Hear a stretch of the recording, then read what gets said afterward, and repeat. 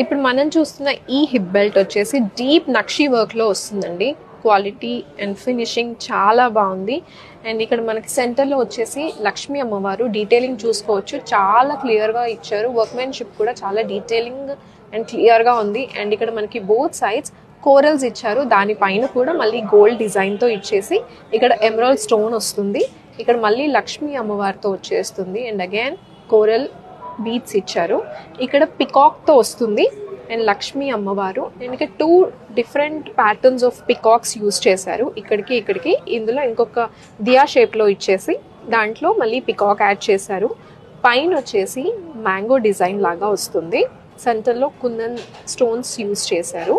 Detailing అయితే చాలా చాలా బాగుంది. అండ్ ఇక్కడ కోరల్స్ పైన మనకి పర్ల్ డిజైన్తో వస్తుంది అండ్ చాలా హెవీగా వస్తుంది. సెంటర్లోకి వచ్చేసరికి ఇంకా వైడ్ అండ్ బ్రాడ్గా వస్తుంది. అండ్ కింద డీటెయిలింగ్ చూసుకున్నట్టయితే మనకి ఇక్కడ 2 different variations of elephants use చేశారు.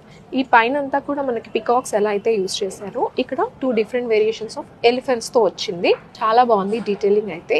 అండ్ కిందకు వచ్చేసరికి మనకి south sea pearl and Mona Lisa బీట్తో వచ్చేస్తుంది. అండ్ ఈ కంప్లీట్ సెట్ అంతా కూడా మనకి గ్రాస్ వెయిట్ వచ్చేసి 138 గ్రామ్స్లో వచ్చేస్తుంది.